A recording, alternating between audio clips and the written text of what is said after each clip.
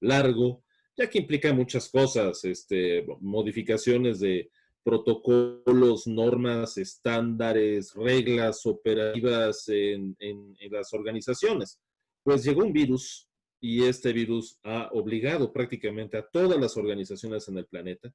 No solamente estamos hablando de las escuelas, no solamente estamos hablando de las universidades, de las empresas, de los gobiernos, las familias mismas. La organización más básica humana, que es la familia, cambió su manera de comunicarse.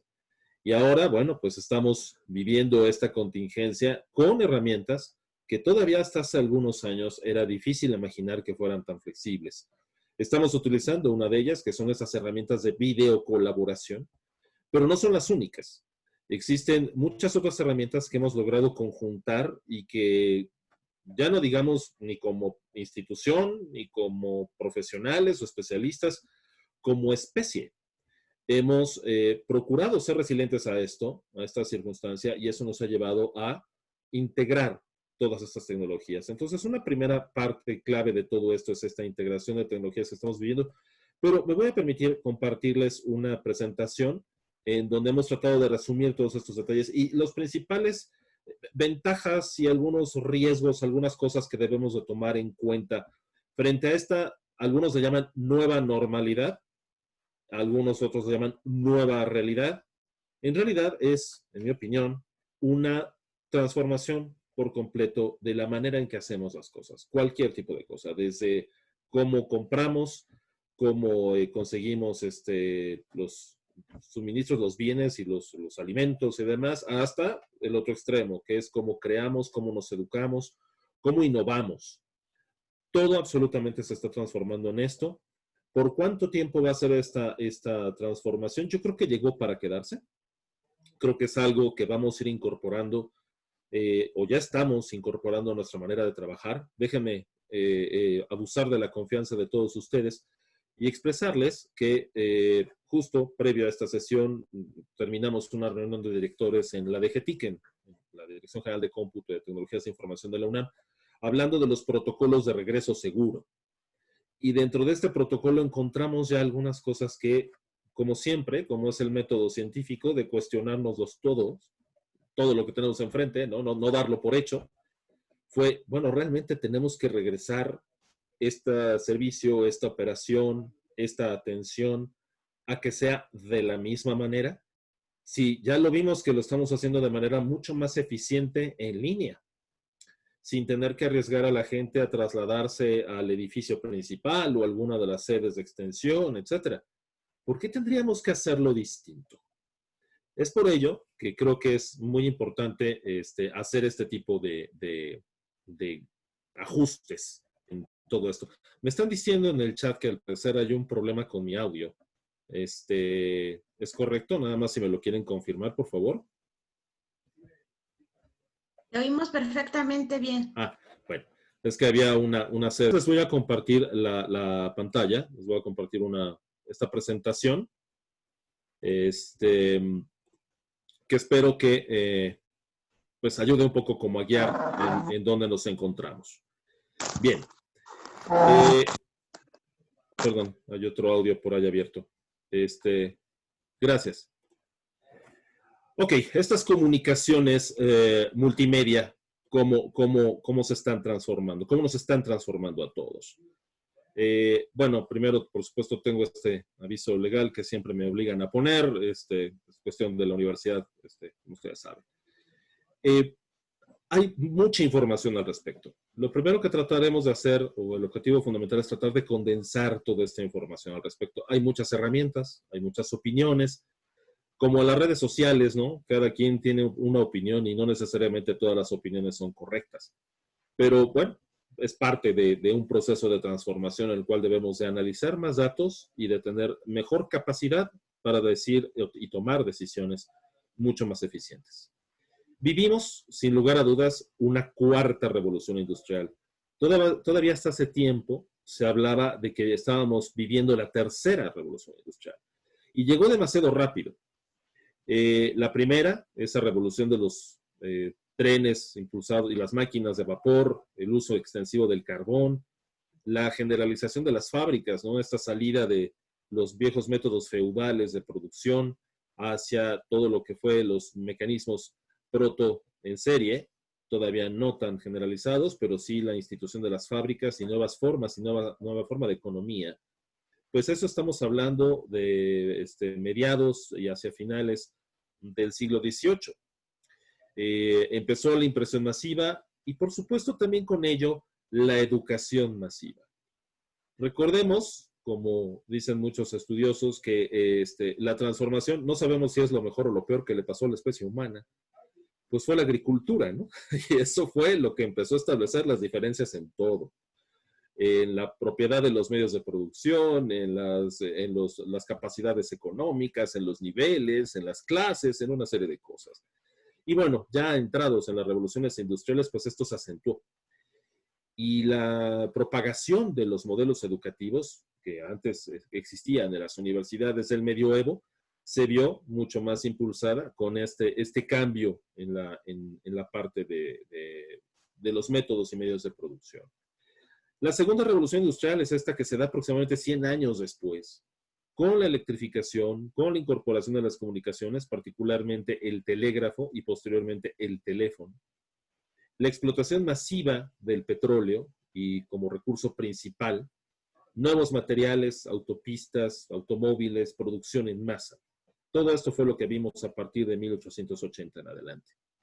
La tercera revolución industrial es esta revolución de la Internet, prácticamente 100 años después.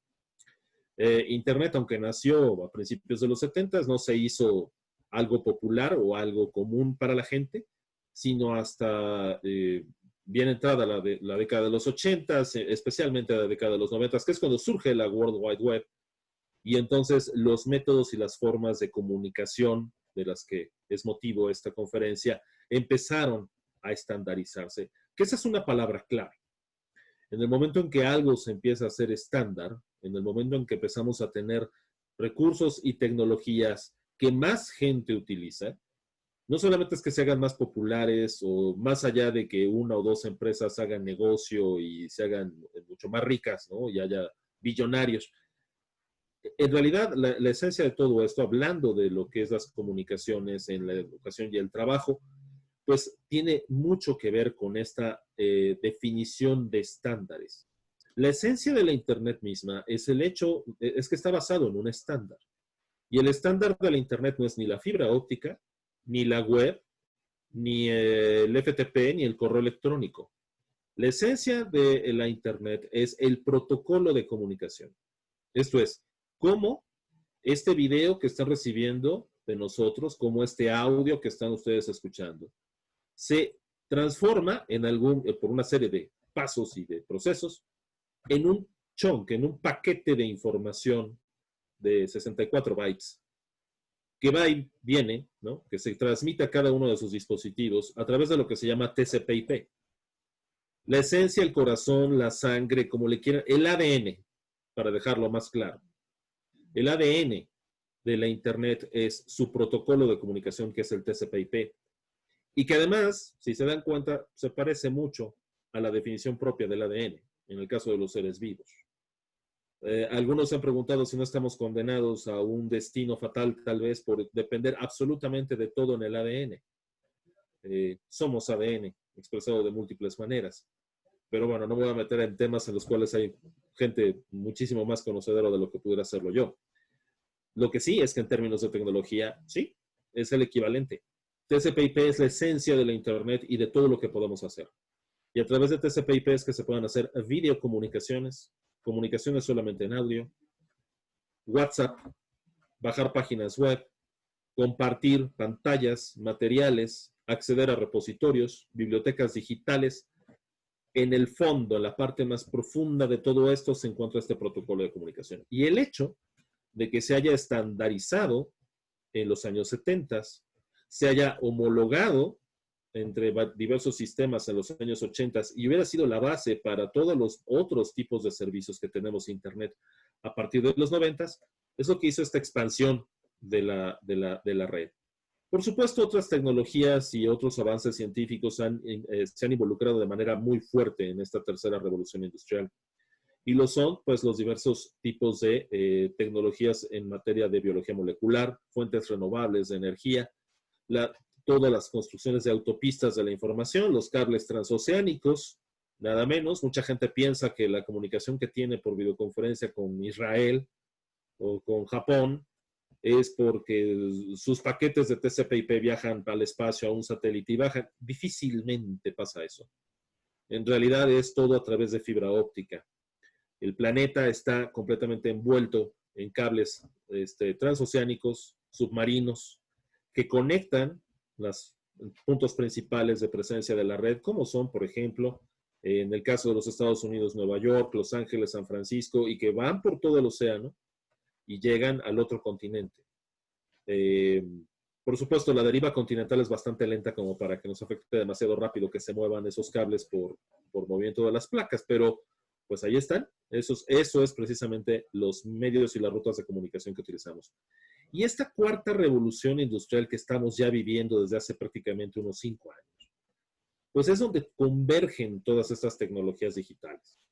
Es donde tenemos ya una incluso fusión con otro tipo de tecnologías, no solamente de tipo digital, sino también tecnologías de tipo biológico, físico.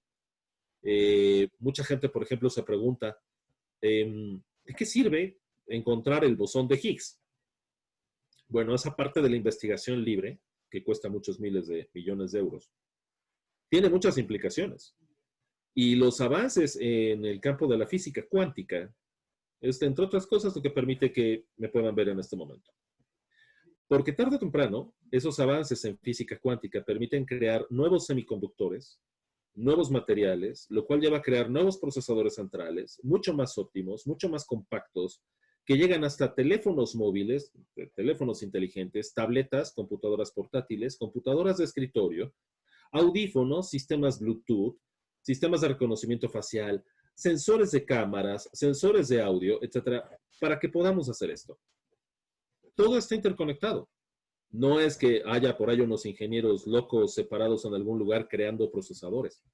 Incluso la investigación en física de partículas de alta energía influye absolutamente en todo lo que hacemos. Incluso la investigación en genómica está influyendo en todo esto. Incluso alteraciones en virus de ARN mensajero, lo que está provocando es un bicho que nos ha alterado totalmente la forma de vivir y de trabajar y de educarnos.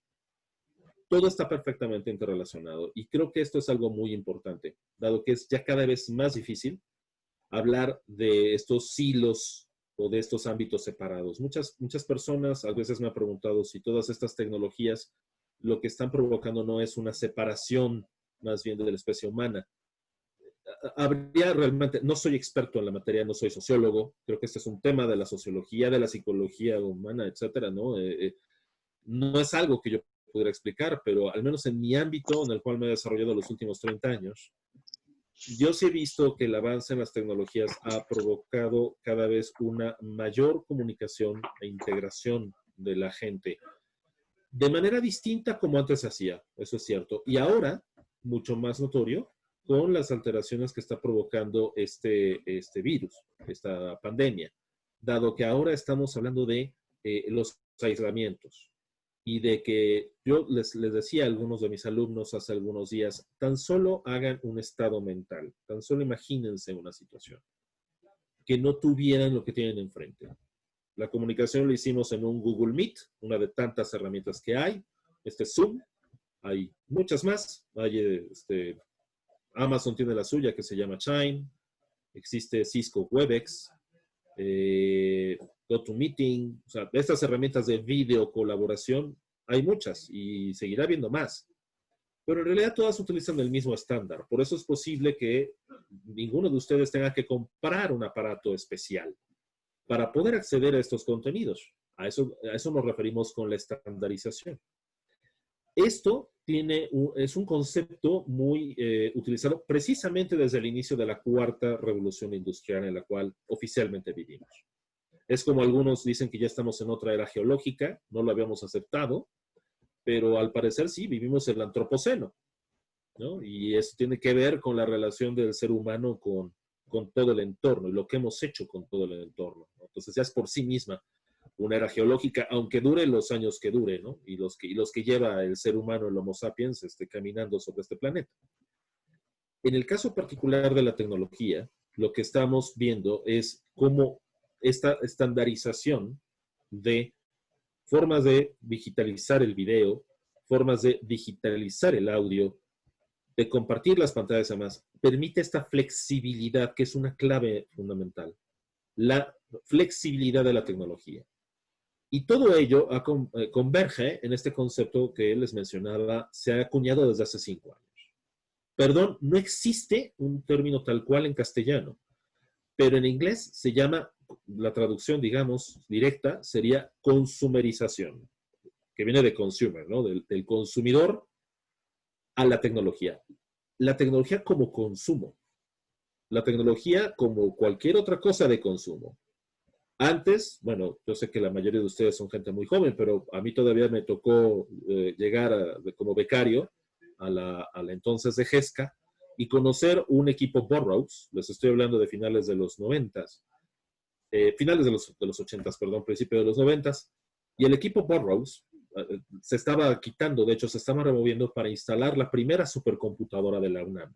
Ahora ya vamos en la quinta y a punto de adquirir la sexta supercomputadora de la UNAM. Se cumplen justo el próximo año 30 años de la primera supercomputadora en América Latina, que se colocó precisamente en nuestra institución. Cuando uno compara la capacidad de procesamiento de ese equipo Burroughs, que ocupaba prácticamente la mitad de todo un edificio, y la energía que consumía, y lo que se podía hacer con ello, a lo que tenemos ahora, tan simple y tan sencillo, un teléfono inteligente como este, es 10,000 veces más potente que la supercomputadora que compró la UNAM en 1991. Para darles una idea. Claro, con este teléfono podemos hacer múltiples cosas, no solamente llamar por teléfono. Es más, cada vez se usa menos para hablar por teléfono. Es más un dispositivo digital, un asistente digital, con el cual accedemos a múltiples tipos de información. Bueno, su capacidad de procesamiento y de almacenamiento es 10,000 veces la de esa computadora de 1991 y no cuesta $8 millones.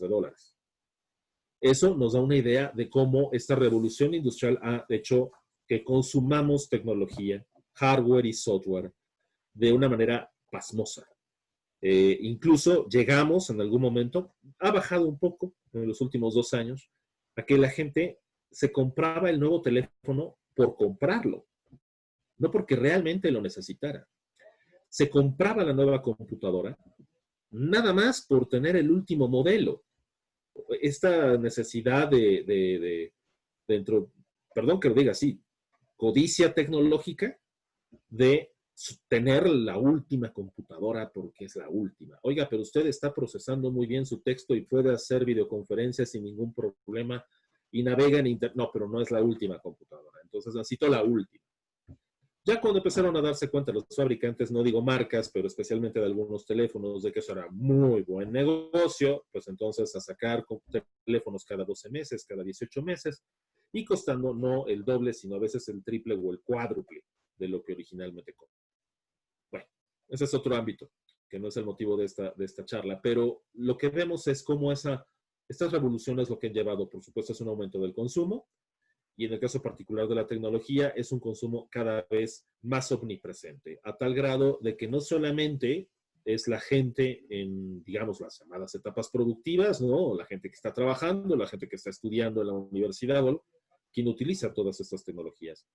Lo vemos desde los niños y más en las circunstancias en las que estamos. Entonces, las herramientas, una de las ramas de las tecnologías de información y comunicación que más se ha desarrollado en los últimos años y especialmente en los últimos meses, son precisamente todas estas tecnologías de videocolaboración o de colaboración remota, en donde lo que seguramente veremos es su expansión cada vez mayor, pero debemos de tomar ciertas precauciones para seguir utilizando este tipo de tecnologías porque no es algo gratuito, no es nada más usarlas y ya. Estamos enfrentando retos distintos, retos de nuevas generaciones que literalmente nacen ya conectadas. Alguna vez le enseñé a un sobrino mío un teléfono de esos de disco. No tenía la más remota idea de cómo se llegase a utilizar eso. Y en otra ocasión, que estaba de visita, le enseñé mi primera máquina de escribir que utilizaba cuando yo hacía los trabajos de la secundaria. No sabía dónde se conectaba a eso, a la televisión o a un monitor.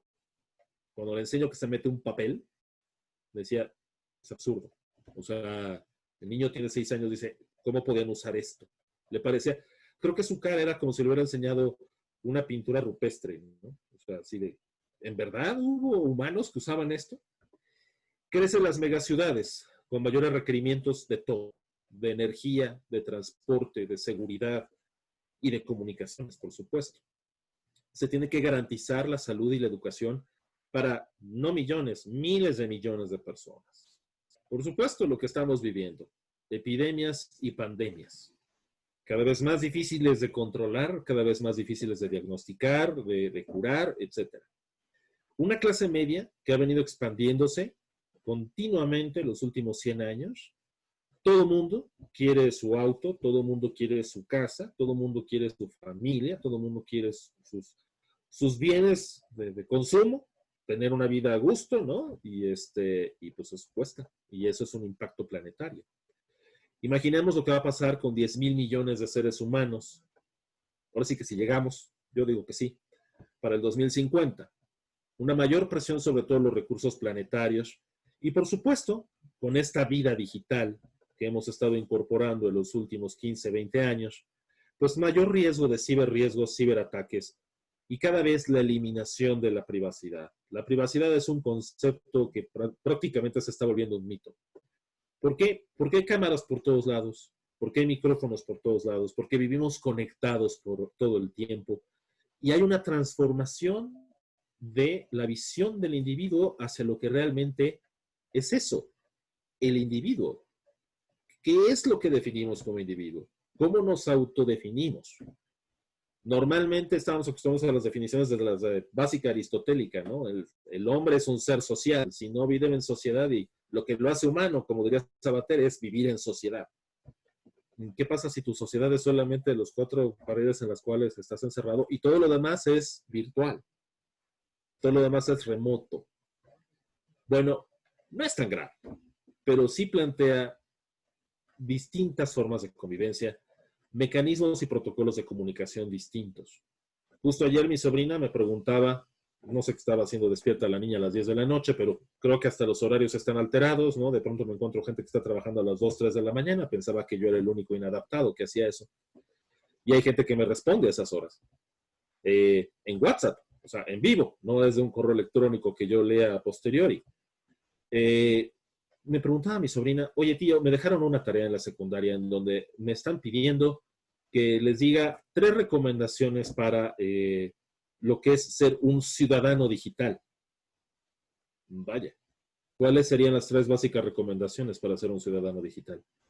Con esto que hemos platicado hasta este momento, un poco yo lo que le decía a mi sobrina es, digo, mañana tengo que dar una plática al respecto de algo medio similar. Digo, pero lo que te puedo adelantar es lo siguiente. Lo que estamos aprendiendo es a que la diplomacia, la ética, el respeto, la tolerancia, la inclusión, no solo son valores que ya traíamos y hemos tratado de reforzar siempre, ahora son más necesarios que nunca. No es un asunto de tecnología. Este no es un tema de tecnología y de me escuchan, no me escuchan, medio me escuchan, me ven, no me ven, y el que sale robotizado y demás, o el que está como tantos comerciales dando una plática y resulta ser que está en pijama. Ese no es el punto. El punto es cómo hoy en día, cómo vamos a aprender, a reaprender y cómo esto nos va a llevar todo este uso de tecnología a una nueva forma de comunicación, una nueva forma de relacionamiento con los demás, incluso a una nueva forma de cómo nos vemos a nosotros mismos. De ahí el planteamiento y de ahí el reto de cómo nos definimos como individuos. Vivimos en un universo de información que crece y que con esto se va a expandir aún mucho más. Tan solo se calcula que hoy por hoy la Internet es un conglomerado de poco más de 44 zettabytes de información. Tal vez a algunos de ustedes les suena como medio chino de Wuhan, ¿no? O sea, medio extraño, que significa eso de 44 zettabytes. Muy sencillo. Vean ustedes lo que tienen en sus sus computadoras. Una computadora promedio laptop que ya venden en cualquier tienda de estas grandes, pues anda entre los 500 gigas y el tera de disco duro. Bueno, 1000 teras es un petabyte. Imagínense 1000 laptops con sus capacidades en disco duro, eso es un peta. 1000 petas, o sea, 1.000.000 de esas laptops con sus discos duros, son un exabyte.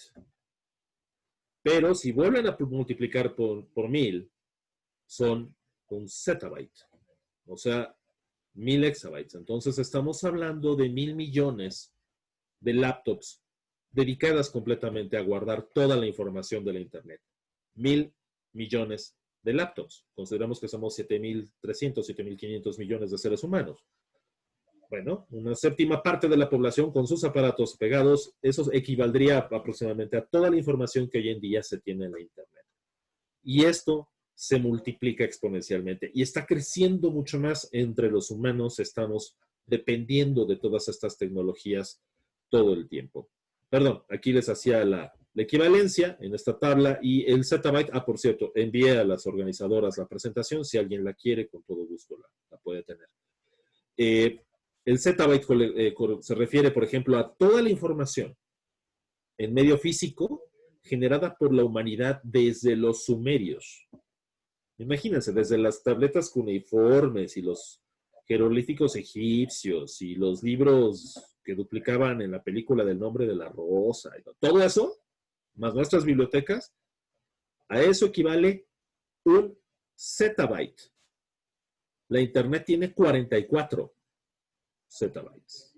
¿Cuántas veces hemos multiplicado en forma digital toda la información creada por la humanidad y guardada, registrada de alguna manera, desde el inicio de la civilización occidental? Eso es más o menos para que se den una idea de qué tanta información tenemos, a qué cúmulo de información tenemos acceso. Por supuesto, todo esto implica retos muy fuertes, y uno de ellos tiene que ver en materia de seguridad. Creo que es la más delicada, o uno de los temas más delicados en esta nueva realidad. La seguridad, sin lugar a dudas, siempre lo hemos sabido, es un ideal, es algo que se busca, que se persigue. Difícilmente la alcanzamos, ¿no? Pero es un perfil de constante cambio el que tenemos al respecto de la seguridad, porque surgen nuevos riesgos, porque surgen nuevas amenazas, y nuestro concepto mismo de seguridad va cambiando.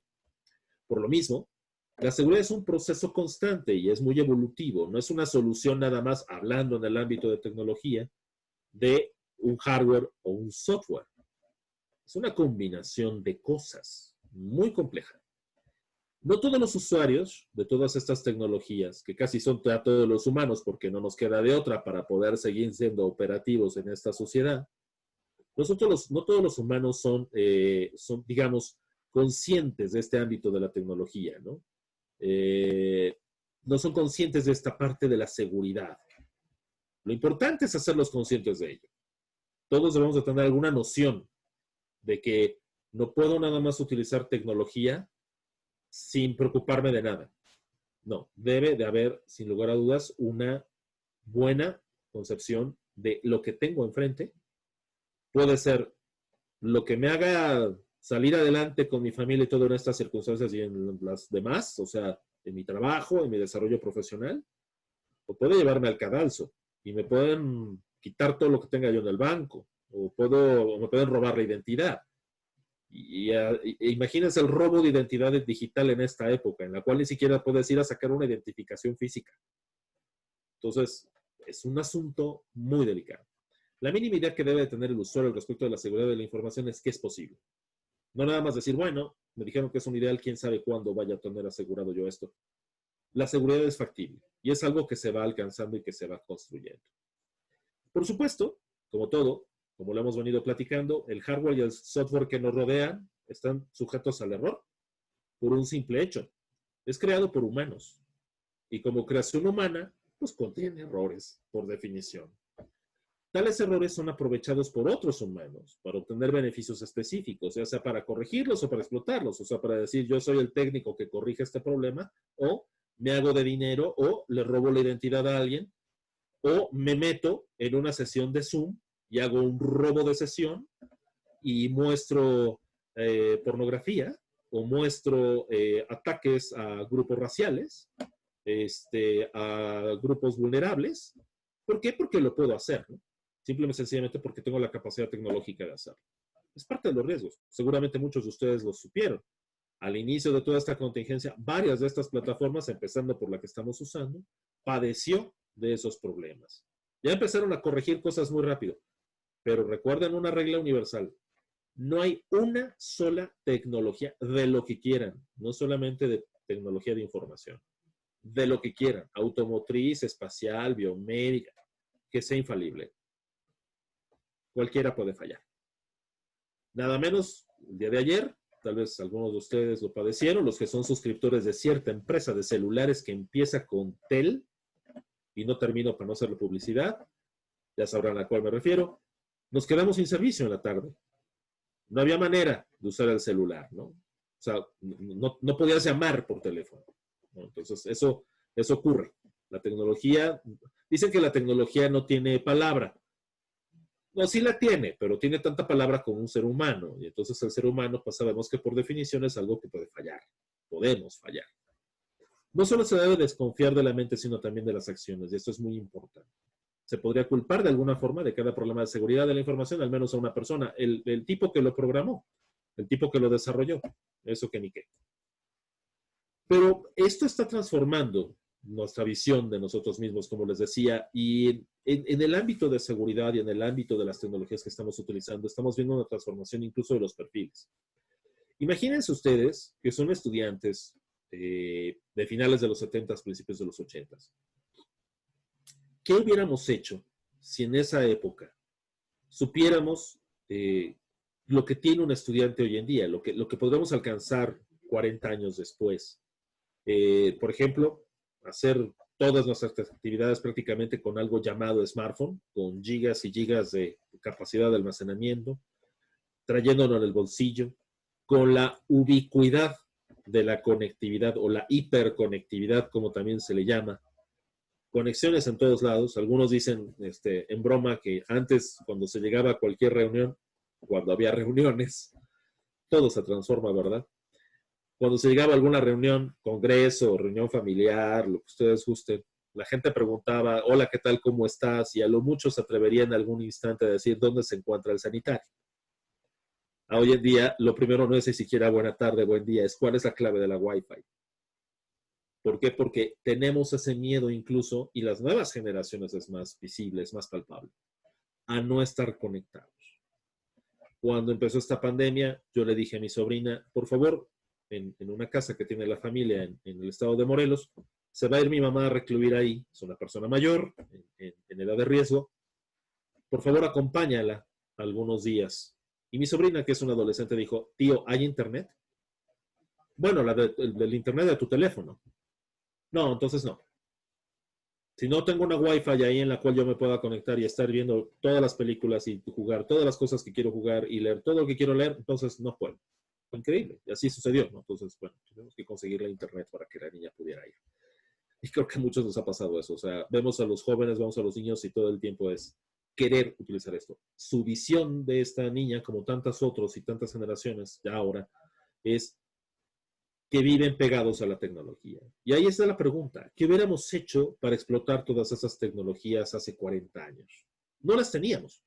Si alguien nos hubiera dicho que íbamos a tener eso, hubiéramos dicho, estás loco. Cuando se puso la primera supercomputadora y yo le dije a alguna autoridad de la universidad, esta computadora tiene capacidad de memoria de 16 gigas. Dijo, ¿para qué quieren tanto? Pregúntale a cualquier niño si su teléfono de 16 gigas es suficiente. Por supuesto que lo tiene ya saturado. Estas cosas cambian, ¿no? ¿Hacia dónde nos estamos moviendo en tecnología? ¿Hacia dónde? Y cada vez esto va a ser más acelerado. Tal vez tendría yo que actualizar esta lámina y ponerle que no va a ocurrir en los siguientes 5 años. Tal vez va a ocurrir en los siguientes 5 meses o 12 meses. No sé. Dispositivos como las iPods con más de 1 petabyte van a ser totalmente factibles. Existe la tecnología para que pueda ocurrir eso. Para daros una equivalencia, imagínense estudiantes que van a poder traer prácticamente toda la música de todos los tiempos, creada por toda la humanidad en todas las épocas, en un solo dispositivo. Claro, para que sigan escuchando las mismas 20 canciones, porque los playlists son los playlists, ¿no? Y esos son como religiones, son como devocionarios, dirían los antiguos. Imagínense laptops que tengan capacidades de 2 a 4 petabytes. Eso equivaldría a que traerías en tu laptop todos los libros publicados por la humanidad en todos los tiempos. En una laptop. ¿Será factible? Sí. ¿Existe la tecnología? Sí. ¿Que no es comercial en este momento? No. Pero pronto lo va a ser. Imagínense redes que puedan transmitir más de 1 terabit por segundo. Bueno, ya vimos una probadita de ello, ¿no?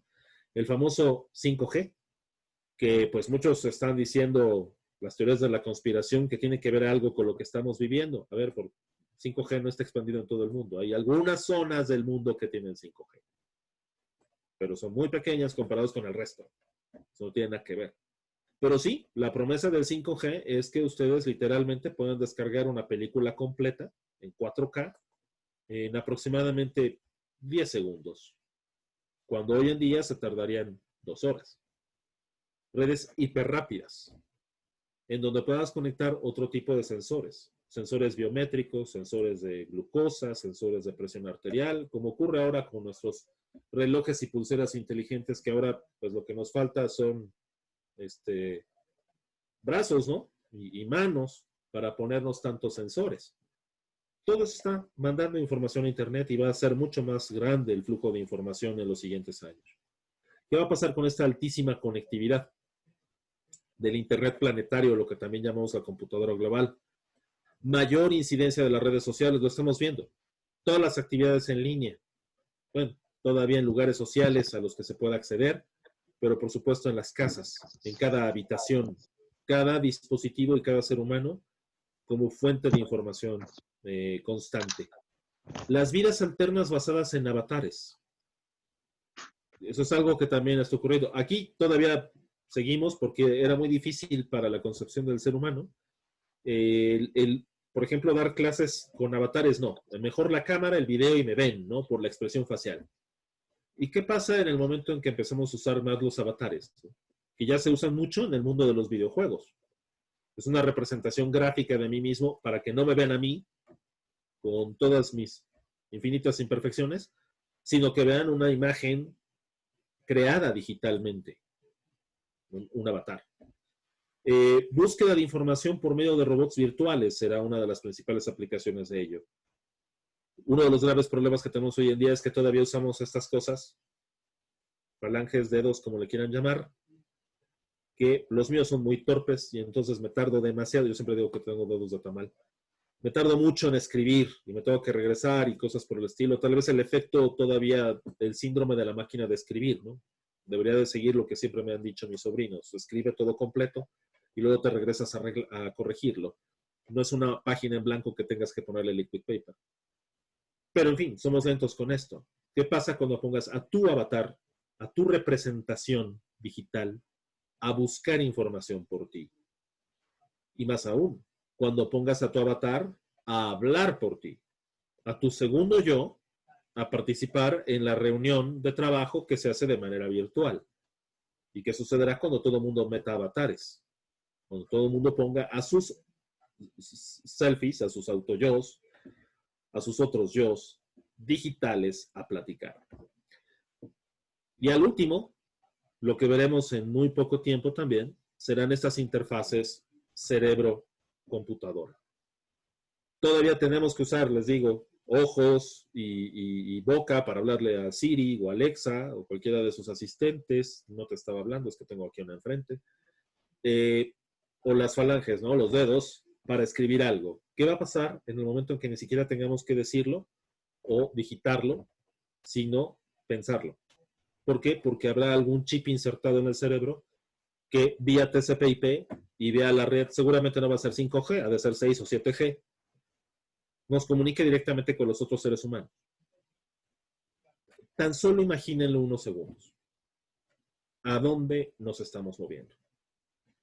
Pero más aún, la pregunta, y por eso lo encierro ahí en rojo, ¿qué va a suceder con el estudiante? ¿Qué va a suceder con el profesor? ¿Qué va a suceder con el lugar de trabajo o de estudio? Lo estamos viviendo. No nos lo creían. Varios de las personas que están conectadas, la maestra Ana María, nada menos, con quien hemos trabajado desde hace mucho tiempo en materia de educación a distancia, videoconferencia y demás, veíamos como mucha gente cuando empezamos a usar estas tecnologías en la UNAM nos decía, no, eso, es más, nos habían puesto un apodo a todos, que era ostentación a distancia. Por supuesto que no, eso no va a reemplazar al profesor, al alumno, al pizarrón de GIS y las bancas. Y miren nada más, y en las que estamos. Entonces, alguien dirá, tenemos que regresar a lo mismo. Yo dudo que vayamos a regresar a lo mismo. No va a ser exactamente lo mismo. Será una versión modificada, en mi opinión. O sea, a mí me han pedido en las aulas de la DGT que hagamos los cálculos de acuerdo a sana distancia. Pues resulta ser que en ninguna de las aulas podemos tener más de 5 alumnos donde antes metíamos 25. Ni siquiera es la mitad. Ni siquiera es la tercera parte. Y si dicen, vamos a poner tantos alumnos en un horario y otros alumnos en otro horario, ¿por qué? ¿Cuál es el criterio? ¿De qué manera lo vamos a manejar? Exige planeación. No es solamente la tecnología. La tecnología ya está. Al fin y al cabo está el recurso, es como dicen, el fierro. Pero la parte más delicada de todo esto es cómo vamos a replantear nuestra dinámica de trabajo, nuestra dinámica de comunicación y cómo vamos a hacerlo de una manera mucho más eficiente. ¿Hacia dónde vamos entonces para ir concluyendo? Vamos hacia el fin de la Internet como la conocemos. La hemos conocido como una red que ahí está, que nos comunicamos todo el tiempo con ella, etc. Ajá, y que cada vez es más omnipresente. Bueno, pues ahora estamos frente a la Internet, perdón que lo diga así, que lo es todo, que es la manera en la cual la especie sigue operando. Muchos decían, es que todo se lo dejamos a la red, debemos de no estar conectados. Ok, imagínense una persona que no tiene acceso a Internet en este momento. Ya no les digo al smartphone de última generación, ni a la tableta, ni a la webcam, no. Que no tiene acceso a Internet de ninguna manera. La pregunta es, ¿cómo está pudiendo hacer y cómo podrá hacer su trabajo? Si es un profesional, si es un empleado, ¿cómo podrá hacer sus estudios, si es un estudiante? Si es un profesor, ¿cómo podrá enseñar si no tiene este tipo de tecnología? O sea, si tiene que estar encerrado en su casa, protegiéndose, cuidando a los demás, cuidándose a sí mismo, y no tiene estos recursos. Recordemos que la pregunta básica en esta contingencia es si podemos tolerar el sentido de pérdida de otros seres humanos en cualquier lugar del mundo. ¿Por qué no tomamos las medidas suficientes o por qué no quisimos hacer algo más? ¿Qué es ese algo más? Transformar, entre otras cosas, nuestra manera de hacer las cosas, ¿no? Ser más responsables, por ejemplo, con el medio ambiente. Mi opinión personal respecto a esta contingencia es que es una demostración del poco respeto que le hemos tenido al entorno, a la naturaleza, y nos sentimos los dueños de todo. Y somos demasiado chiquititos en el universo como para que seamos dueños de todo. Hay que tener otro concepto, mi opinión de las cosas. ¿Cómo vamos a transformar esta visión de nosotros mismos? Insisto, creo que es para mí la pregunta fundamental. Pregúntese usted, asistente a esta sesión, ¿cuál es el concepto de usted mismo? ¿Cuál es el concepto que tiene de su persona como individuo, como padre, como madre, como hermano, como hijo, como profesional, como todo? Y al ratito entonces hablamos de tecnología y de qué es lo que puede utilizar y de qué es lo que más le va a convenir y de qué manera va a poder transformar esa forma de hacer lo que tradicionalmente venía haciendo. La pregunta la pongo en el sentido netamente académico en el recuadro rojo intenso que se encuentra en esta lámina. ¿Qué utilidad tendrán bajo este contexto las escuelas, institutos, universidades y demás instancias educativas cuando el conocimiento, por ejemplo, llegue directo al cerebro de cada individuo? Lo estamos viendo ahora. Todavía en algunos círculos se dice, es que el plan de construir tantas aulas, ¿de verdad necesitamos construir más aulas? ¿O sería mejor cambiar ya la manera en que estamos educándonos, en que estamos educando a los demás? Tal vez no es un reemplazo al 100%, yo estoy seguro de que no. Pero sí es un impacto muy fuerte en esta transformación digital a la que nos está llevando toda esta circunstancia. Antes estábamos acostumbrados a la cátedra, ahora es la Internet. ¿Qué razón tiene hoy en día, por ejemplo, una biblioteca tradicional si no puedes ir a ella? Están cerradas. No puedes acceder a esa biblioteca. Lo necesitas en digital. Yo soy uno de los principales usuarios de bibliotecas y he tratado de construir una biblioteca personal. Poco más de 6,000 libros son los que tengo según mi tableta donde tengo el registro de mis libros. Libros físicos, papel, carátulas, portadas, encuadernados, etcétera, etcétera, ¿no? Justo por esta pandemia empecé a hacerle más caso a mi dispositivo de ebook, el famoso Kindle, y empecé a bajar libros ya en digital. Los 3 libros que estoy leyendo en esta semana ya son digitales. Me despedí del libro físico. No tiene sentido.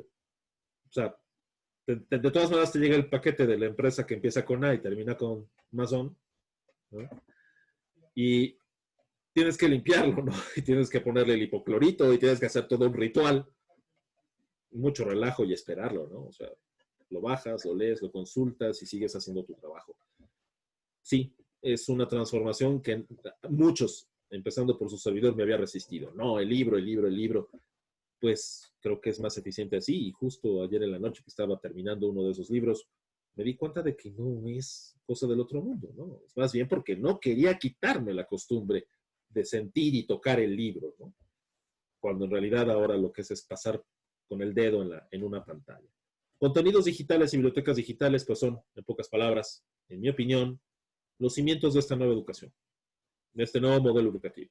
No solamente tener el Zoom o el Meet o el Webex o todas estas tecnologías de comunicación para la escuela y para el trabajo. Es los contenidos. Es todo lo que significa la producción académica de las instituciones, todo lo que significa las bases de conocimiento de cualquier empresa, para que se sepa lo mismo construir un coche, que atender a un cliente, que enviarle algún paquete, que construir algo. O sea, todo eso tiene que estar en formatos digitales. Y sí, los que hemos estado en esta generación sándwich de estos últimos 25, 30 años, relacionados con el cómputo y demás, lo que hemos visto es precisamente cómo todo lo que antes se veía como, están jugando, o sea, no es tan importante una computadora, no es tan importante algo digital. Ahora es la esencia de nuestra operación. Si no es tan digital, perdón que lo diga, no existe. No existen estas circunstancias. No existe en esto que trabajamos hoy en día. Y tienes que pasarlo al formato digital, ¿no? Cuando empezamos con la firma electrónica, la UNAM decía, no, mi firma por siempre, ¿no? Yo no voy a sustituir por una firma electrónica. ¿Y cómo le hacen ahora? ¿Cómo hoy en día estamos operando para documentación oficial? Firma electrónica. Ya no es la firma autógrafa. Algunos todavía se resisten y entonces dicen, tienes que mandarme el oficio firmado autógrafo. Pues necesito un dispositivo digital con cámara para tomarle la foto o escanearlo y enviarlo, ¿no? Pero volvemos a lo digital. Entonces, estamos viviendo con todo esto y por supuesto los riesgos que corremos, para concluir, es el abuso y el subuso. Cada vez hay una distracción mayor. Yo lo he visto con muchas personas, compañeros de trabajo, familiares.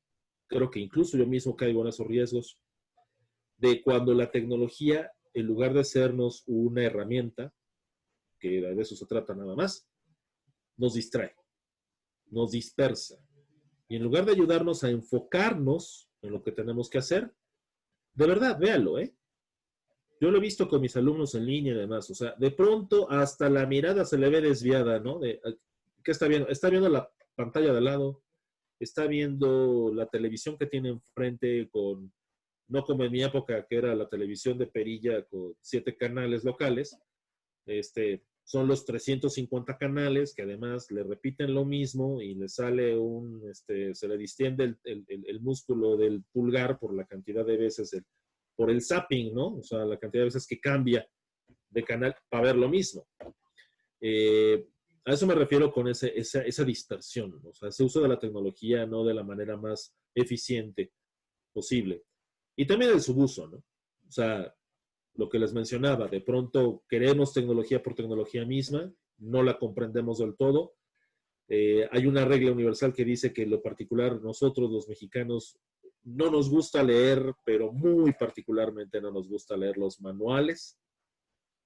Tenemos el nuevo aparato, lo ponemos y nunca leímos las instrucciones, ¿no? Somos muy buenos para ser intuitivos. Y de pronto, oye, ¿por qué estalló el horno de microondas? No, pues es que nunca leyeron el manual.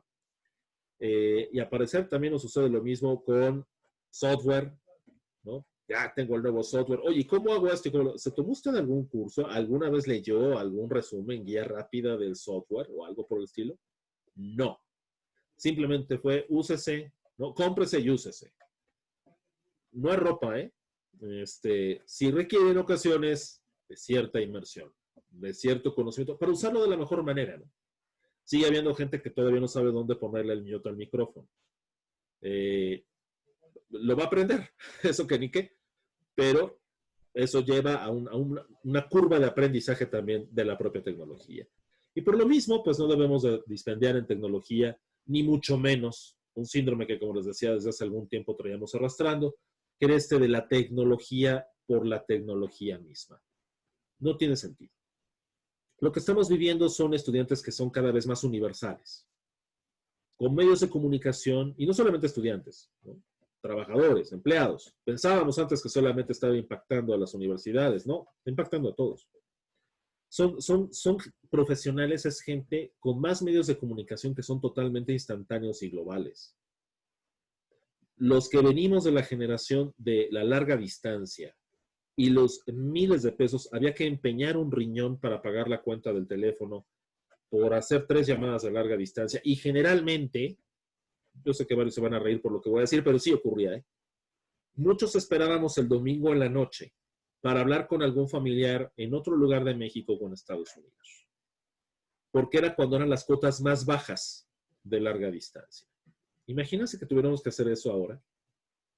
Que tuviéramos que esperar a cierta hora para podernos comunicar con alguien en el otro lado del mundo. O pagar una larga distancia de teléfono para hablar con alguien en Moscú. Por favor, o sea, no nos alcanzaría el sueldo, ¿no? Para pagar esas cuentas de larga distancia. ¿Por qué? Porque tenemos toda esta tecnología. Porque ha evolucionado de esta manera. Porque ahora nos resulta de lo más normal todas estas formas de comunicación multimedia. Ya no solamente la voz, por eso es multimedia. Ahora es texto, la pantalla, imágenes, audio, es todo. Video, es todo, ¿no? Entonces, eso precisamente es parte de esta transformación de la comunicación que hemos estado viviendo desde prácticamente mediados de los 90s, que empezaron a estandarizarse todas estas tecnologías de comunicaciones multimedia. Y que más aún, se han abaratado de una manera brutal. Les voy a poner un ejemplo muy sencillo. No sé cuánto hayan pagado ustedes por su licencia de Zoom. Mucha gente no paga por esas licencias por el simple hecho de que se conecta a una sesión, que es una licencia grande y que acepta 250, 300 usuarios, o si es un webinar puede aceptar 10,000 usuarios, pero el que se conecta no lo está pagando, ¿no? No paga por esa licencia. Y aún así el costo de la licencia es increíblemente bajo, no sé, unos cuantas decenas de dólares al mes, o $100 al año, algo por el estilo. ¿Cuánto costaba un equipo de videoconferencia? Un solo equipo de videoconferencia en 1995-96. $100,000 para hacer una salida de video, para tener la imagen de un grupo, de un profesor, de una persona, hacia otro sitio. El sitio de origen costaba $100,000 el equipo. ¿Quién gasta $100,000 para hacer una videoconferencia hoy en día? Y no se diga, eso no es solamente el equipo. Ahora imagínense el canal de comunicación. Hacer un canal, imagínense, estamos hablando de mediados de los 90s. Todavía las comunicaciones por internet se hacían en las casas por una cosa extrañísima que tal vez muchos de ustedes lo pueden buscar en la parte más profunda de la internet, en donde dice así la parte más vieja, módem. Sí, se usaban líneas telefónicas, se les conectaba un aparatito llamado módem y lo más que teníamos eran 2,400 bits por segundo, si bien nos iba, y en ocasiones 9,600. Esta comunicación, he estado yo monitoreando a qué ancho de banda sale, oscila entre los 190 y 500 kilobits por segundo. ¿Cuántas veces es? entre 100 y 300 veces la velocidad de un módem de los años 90. O sea, necesitaría yo prácticamente la instalación telefónica de toda una colonia o de media colonia para poder hacer esta comunicación. Y ahora nos resulta tan normal. Así es como evolucionan las tecnologías. Y es precisamente así como podemos compartir todos estos contenidos. Yo le decía a mi familia, a mi madre, le digo, imagínate que esto del coronavirus hubiera tocado hace 30 años. Justo a principios de los 90, mediados de los 90, cuando la comunicación, los que tenían, porque no todo el mundo tenía, era vía módem. Para una novela, O sea, de ver qué hubiera pasado o qué estaría pasando en esas circunstancias. Creo que estas tecnologías de comunicación para la educación y el trabajo en esta época, sin lugar a dudas, han sido un factor fundamental para que el impacto social de esta pandemia sea muy distinto al que hubiera sido hace 30 años. Totalmente distinto. Ha logrado, en mi opinión, que la sociedad en todo el mundo, todas las naciones, opere de manera diferente. No en todos los ámbitos, eso es un hecho. ¿Por qué? Porque sigue habiendo gente que va y tiene que desplazarse porque su trabajo implica que esté ahí, etcétera, etcétera. Sí, sin lugar a dudas. Pero sí ha evolucionado de una manera distinta. Había alguna broma una vez de que Bill Gates dijo de que los autos no evolucionaban tan rápido como la tecnología de cómputo. En parte tenía razón. Ya después le contestó el que era en aquel entonces el presidente de General Motors y le dijo que si los autos fueran computadoras se descompondrían en plena carretera y había que cambiar todo el motor para seguir avanzando. Pero bueno, esa es una vieja pugna entre la industria automotriz y la informática. Pero sin lugar a dudas la evolución ha sido pasmosa. La fusión y adaptación de instituciones en nuevas regiones del planeta, lo estamos viendo. Estamos viendo cómo a nivel de empresas están optimizando costos porque el modelo de negocio está cambiando. Y ya cambió. Imaginemos aquellos que implican contacto o presencia física, como son desde los deportes hasta el transporte aéreo. Totalmente el modelo de negocio se transforma. A mí me han llegado propagandas de cuando empecemos a abrir tales países y todo lo demás, boletos a Europa, $14. Hoteles en Estados Unidos, $20 por noche. O sea, el impacto económico de esto es impresionante. Y también es la oportunidad para crear nuevas formas de negocio.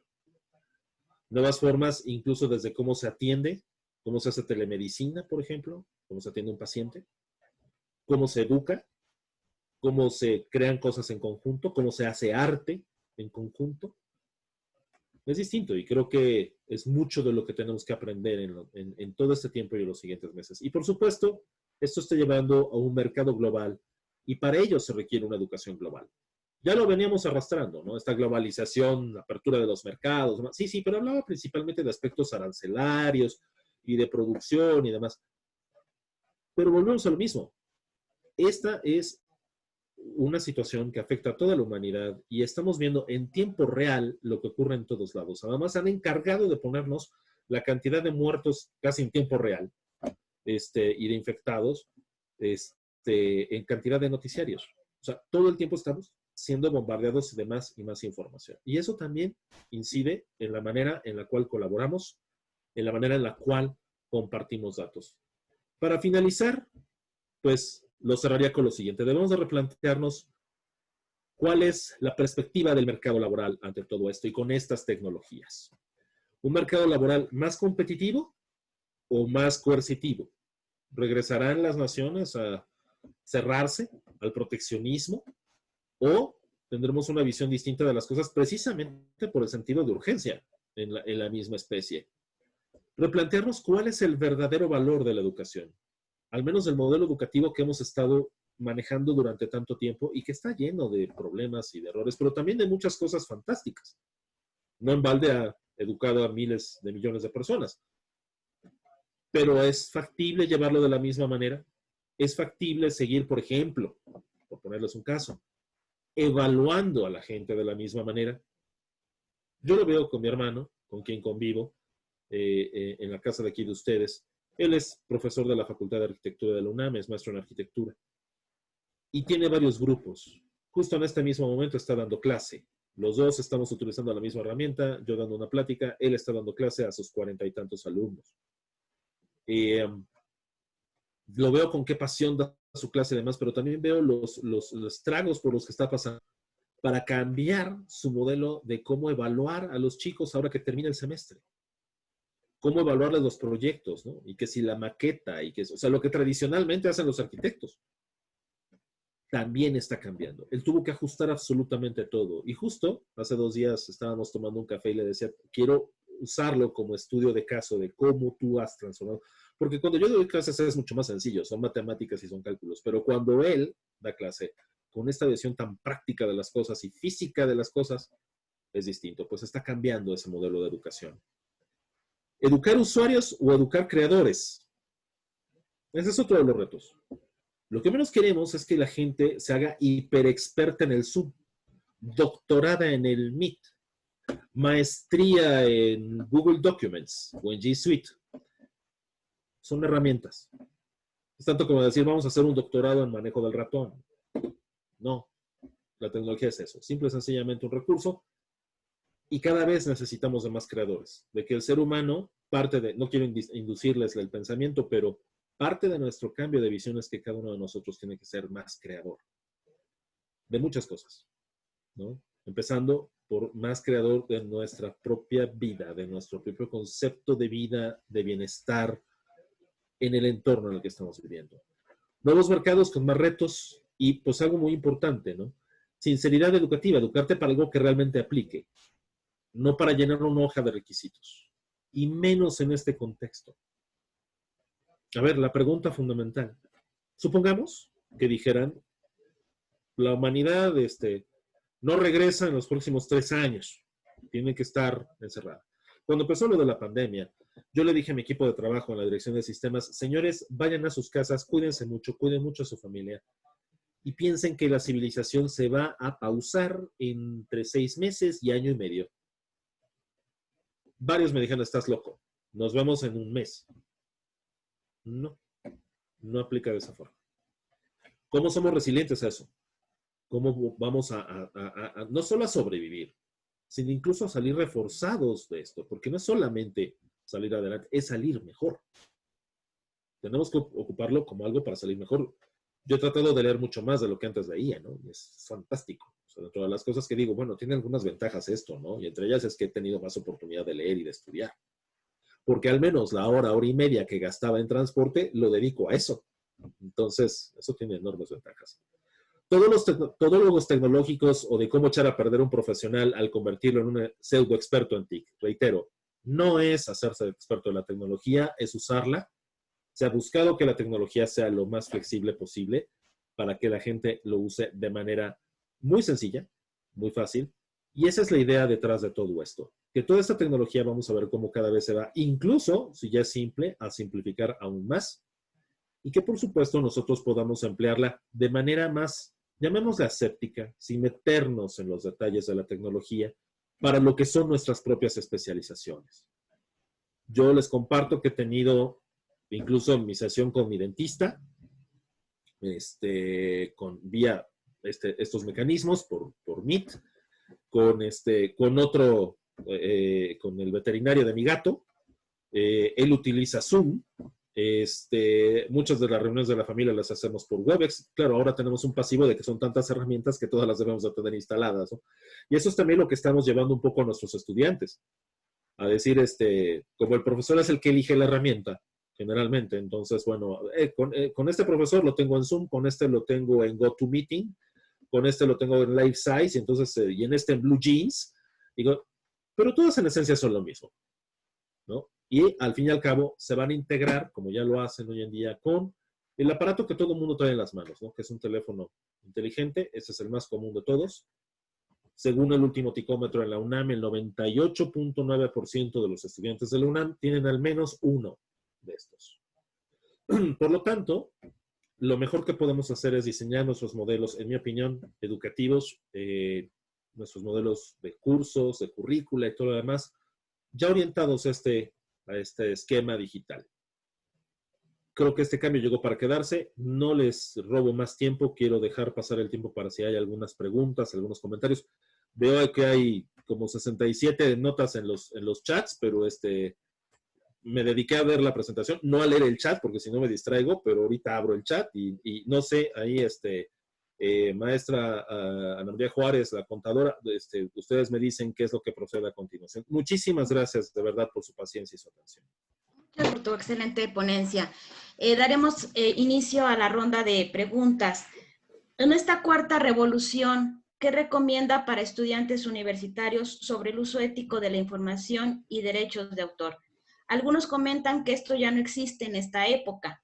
Por ello, el incremento de los plagios en sus trabajos durante esta pandemia y antes de esta.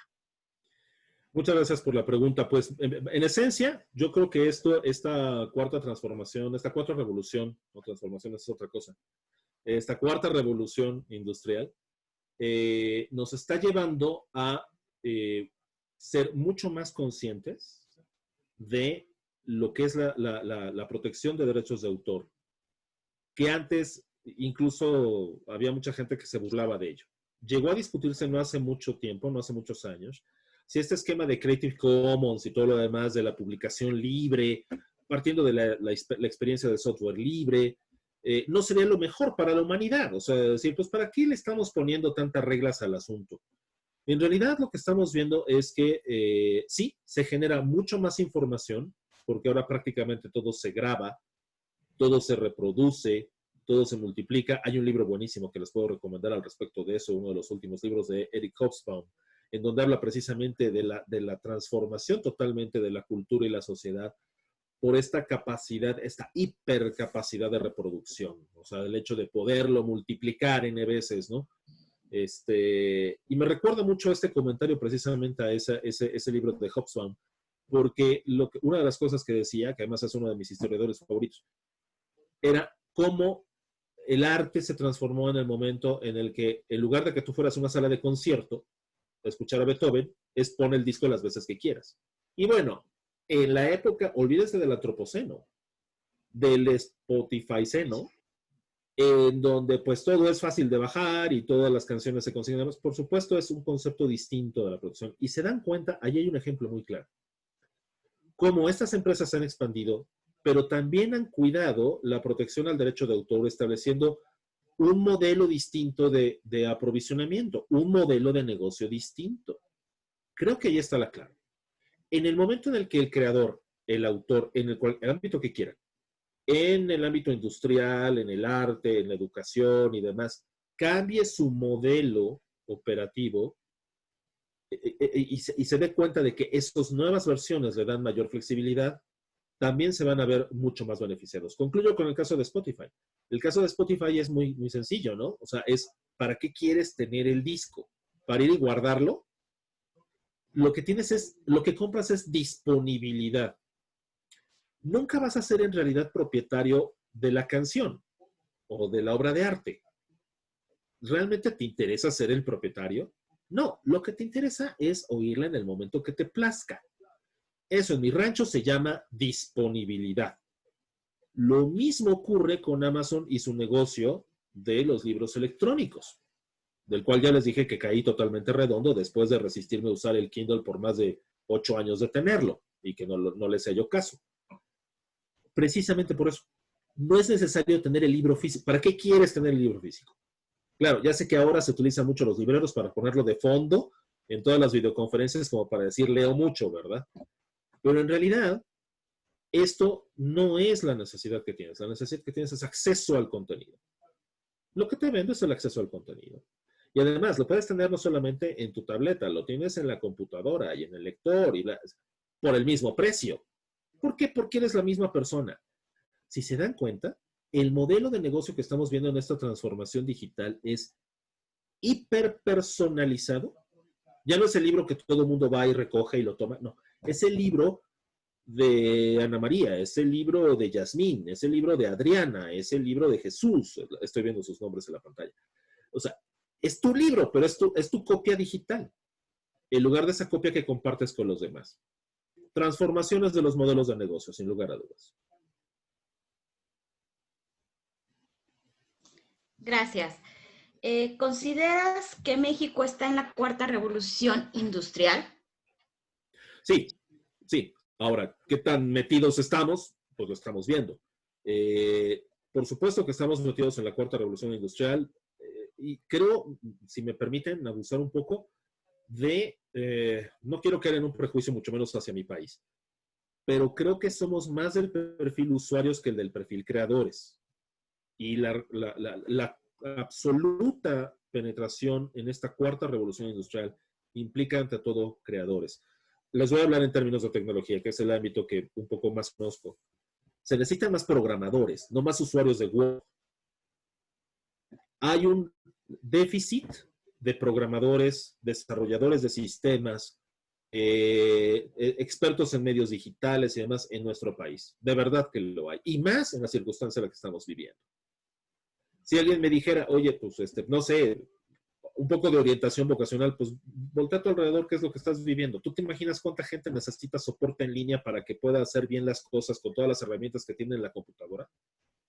¿Tú te imaginas qué implicaría, por ejemplo, aplicaciones para las universidades, para las escuelas, en donde pudieras integralmente ver el Cardex del alumno, incluso hasta sus usos y costumbres de alimentación, para que no tengas alumnos obesos? O sea, todo eso son recursos fantásticos. Estoy hablando al azar porque son las primeras ideas que recuerdo de tantas veces que lo hemos discutido en la universidad. Hay una necesidad enorme de que más gente se suba a este carro de la revolución tecnológica siendo creador, desarrollando cosas, innovando en cosas, innovando también en eso que les mencionaba de los modelos de negocio, innovando en el modelo educativo. Todo eso es lo que nos va a llevar a formar parte integral de esta revolución tecnológica, de esta nueva revolución industrial. Si no, pues seguiremos viendo los toros desde la barrera y copiando lo que los demás países hacen. Ay, miren qué cosa tan fantástica se le ocurrió a esos, vamos a copiarlo, vamos a hacerlo, y hay que pagar las regalías por eso, ¿verdad? Y hay que pagar los derechos por eso. Entonces, yo creo que es parte de una nueva economía que tenemos que ir fundando. Hablaste sobre las bibliotecas digitales, pero el sentir un libro, leerlo, ¿crees que cambiarían también nuestras percepciones? Sin lugar a dudas lo cambia. Yo me he sentido bastante raro, lo he de decir, en este ejercicio que he tratado de hacer ya desde hace años, pero que ya en los últimos días lo hice mucho más intensamente, de ser un lector de libro convencional al lector de libro electrónico. Sí, va a cambiar mucho la percepción que tenemos incluso del propio material, porque incluso el libro por sí mismo es en sí, a mí me parece, una obra de arte en su conjunto. Desde lo gráfico, el papel, la edición, la composición, o sea, hay una cantidad de trabajo ahí involucrada en todo lo que vemos, ¿no? O sea, ustedes imaginan cuántas horas y cuántos programadores, cuántos desarrolladores, cuántos ingenieros trabajaron para lo que ustedes tienen enfrente. Es lo mismo cuando ves un libro. El libro dices, no solamente el autor, ¿no? Claro, casi siempre nada más dicen el autor, pero ¿te imaginas la editorial? Los impresores, los que compusieron, ¿sí? Nuestra percepción del trabajo mismo que hay detrás de todo esto va a cambiar, sin lugar a dudas. Si me lo exigen, yo seguiré siendo profundo apasionado de los libros impresos, pero también tengo que aceptar que el mundo cambió. ¿Qué podemos hacer con el incremento de ansiedad y estrés de los estudiantes universitarios que están reportando en este cierre de semestre más que cuando es presencial? Y con nosotros los docentes, donde antes la participación verbal nos ayudaba a evaluar si habían entendido o no el tema, y ahora hay que contestar uno por uno cada comentario en el foro y cada trabajo de ensayo del tema. El exceso de tiempo y desgaste físico, dolor de espalda y tendonitis en la mano derecha por el mouse, afecta a la salud del profesor. ¿Qué opinan al respecto? Pues bueno, el planteamiento es muy bueno y es muy vasto en cuanto a todo lo que se puede hablar de ello. Miren, yo creo que aquí la esencia radica en que tenemos que transformar mucho lo que les decía, desde cómo nos vemos a nosotros mismos y cómo vemos a la educación, al modelo de educación. Yo lo he visto, tiene razón quien nos lo comenta, que seguramente es un docente, por supuesto, me da la impresión de que vivimos los docentes en una angustia, en una ansiedad, de tal vez no estar captando todo lo que está sucediendo porque estamos limitados. Yo les digo, hay una parte fundamental. Nuestros ojos son de entrada 180 grados. Y en un salón de clase, pues es un espacio como cualquiera, que es una esfera, ¿no? O sea, 360 grados en todas las direcciones. La cámara no tiene eso, ¿eh? Entonces, de entrada, ustedes están viendo una figura en 2D, que no tiene, difícil sentir la profundidad y solamente es lo que yo digo que pueden ver. Eso ya es un cambio, exige un cambio de planteamiento en cómo interactuamos los profesores con los estudiantes. Tan simple como eso. Ya después se deriva en todo lo demás. La angustia, la ansiedad, el control, el seguimiento, el lenguaje corporal, o sea, muchas cosas que por supuesto no pueden ser de la misma manera. Y olvídelo, nos vamos a ir a algo aún mucho más sencillo. No todos los estudiantes, como no todos los profesores, tienen el mismo tipo y calidad de recurso. Hicimos una encuesta, que con todo gusto les podemos compartir los resultados, nada menos entre los becarios de la DGTIC, 187, para preguntarles cómo están hoy en día trabajando, porque tenemos becarios de todo. Hay becarios de supercómputo, becarios de programación, de todos lados. Bueno, el común de nuestros estudiantes está en una casa donde hay en promedio 5 personas, promedio, de las cuales 4 están utilizando internet. Cuando les dijimos en la encuesta, métete a esta herramienta, un speed test, y mide la velocidad de acceso a internet. Las velocidades de acceso eran, si bien nos iba, de 1 megabit de bajada y medio megabit de subida. Había 20 dispositivos asociados a la red, contando teléfonos celulares, televisiones inteligentes, laptops, tabletas, en promedio. O sea, estamos hablando de promedio. ¿Se imaginan la calidad de comunicación que tiene cada persona? No puede mandar video 4K, ¿eh? Se les corta. Pero bueno, me voy a otro paso más atrás. Esas 5 personas viven en un espacio que no rebasa los 80 metros cuadrados, en promedio, insisto, en esta encuesta. También lo preguntamos en la encuesta. ¿Cuánto es la distancia? Olvídense por el coronavirus. Para poder interactuar, hablar, estar en una clase, participar. Si tiene al lado al hermano o al papá o la mamá o la hermana que también están hablando. Ni siquiera se pueden aislar, se confunden las voces. Es totalmente distinto. Oye, ¿tienes la respuesta a eso? ¿Hacer departamentos más grandes? O sea, no. Que la gente utilice más audífonos y micrófonos pegados en lugar de hablarle directo a la computadora, parcialmente resuelve el problema. Pero eso explica, y se los digo para mí como profesor, por qué muchos de mis estudiantes no participan. Eso explica por qué no abren el micrófono. Si ya era difícil que participaran en el salón, ¿tienen alguna duda? Suenan los grillos. Siempre participan los mismos de siempre. Nada más, ¿no? Los otros, los callados eternos, ¿no? Los de a mí ni me veas, ¿no? Entonces, a lo que voy con esto son complejidades muy similares a las que vivimos en los salones, pero que muchas de ellas no están bajo nuestro control. Tenemos que transformar el modelo pedagógico que estamos utilizando. No es un asunto de tecnología de entrada.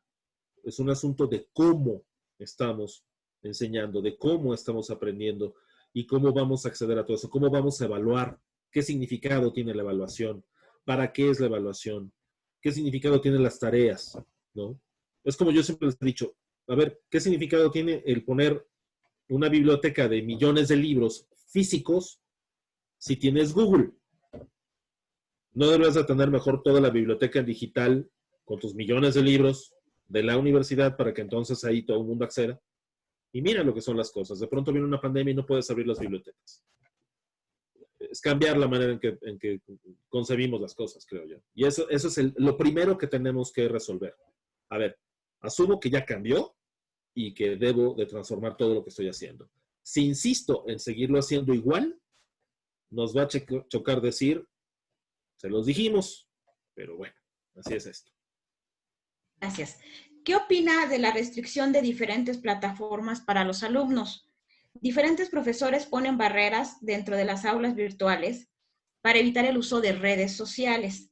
Dichos bloqueos aletargan el uso de la plataforma, volviendo una experiencia bochornosa.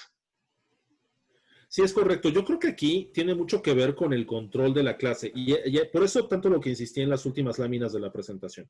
Miren, entre más natural, ¿cuál es la mejor tecnología que puedes tener enfrente para comunicarte? La que menos se note. Simple, ¿no? O sea, ¿para qué te complica? No, bueno, la que tenga 45 cámaras, 200 cámaras, 360 grados esféricas. No. A ver. Estás agregando capas de complejidad que no vienen al caso. En mi opinión, la mejor tecnología de comunicación que puedes tener para el caso de la educación y también del trabajo, pero es que estamos hablando del sector de educación, es aquella que se asemeja más a la realidad, a tu experiencia tradicional de asistir a clase o de impartir clase. Oye, es con algo que puedo utilizar un pizarrón y que puedo hablar libremente y todo, perfecto. Esa es tu experiencia como profesor.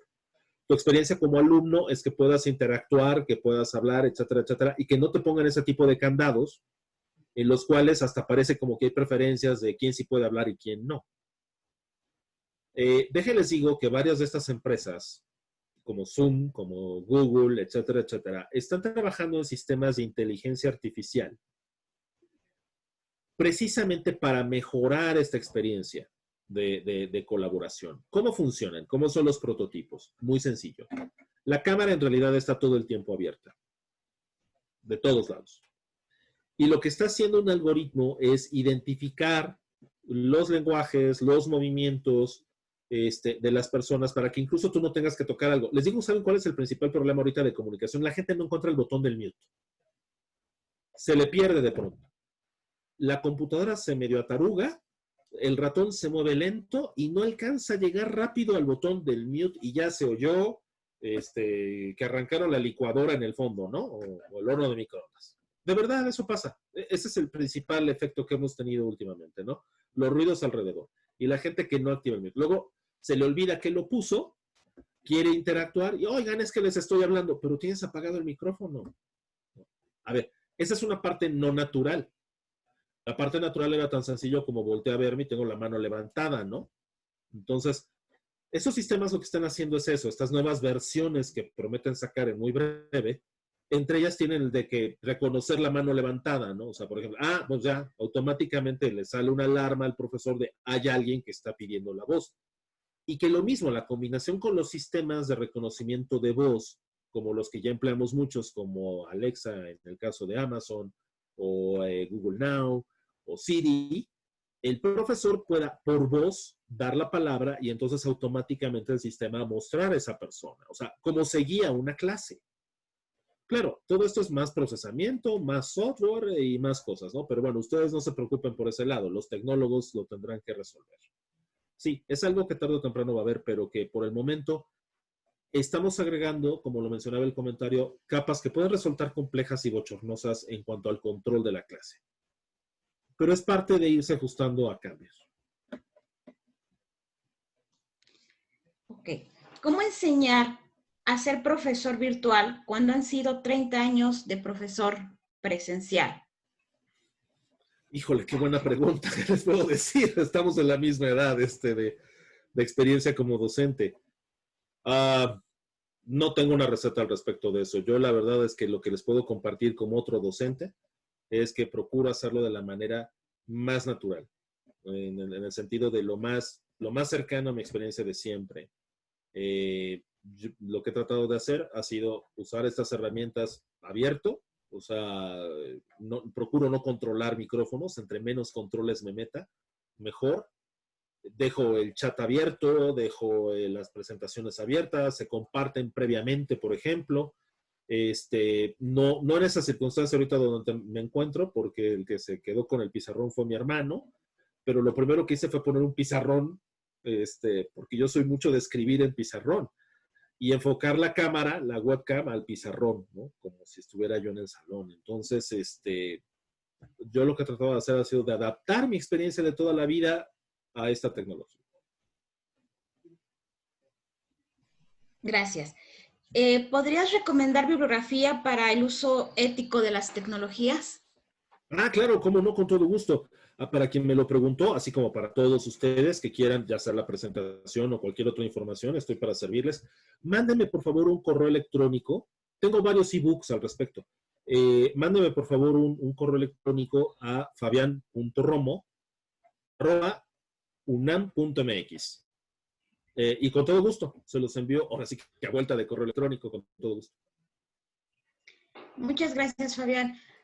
Damos la palabra a la contadora Adriana Arreola y con esta última pregunta fue que cerramos la ronda de preguntas y respuestas.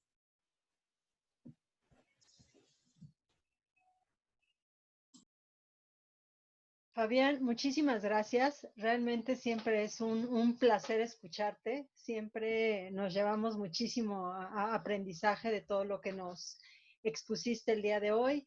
Yo agradezco mucho también la asistencia de todos los académicos y alumnos, tanto de la FES Iztacala como de otras entidades de la UNAM y fuera de la UNAM, que estuvieron interesados en la temática. Te reitero y agradezco el apoyo de haber aceptado la invitación que te hicimos para este seminario. Y bueno, invitarlos, la división está haciendo seminarios todos los días, martes y jueves a la misma hora, abordando diferentes temáticas que creemos que pueden ser de interés en esta situación que estamos viviendo. Entonces, pues, muchísimas gracias a todos, que tengan un excelente día. Fabián, muchísimas gracias por tu apoyo. Muchas gracias. Cuídense mucho. Hasta luego. Gracias, hasta luego.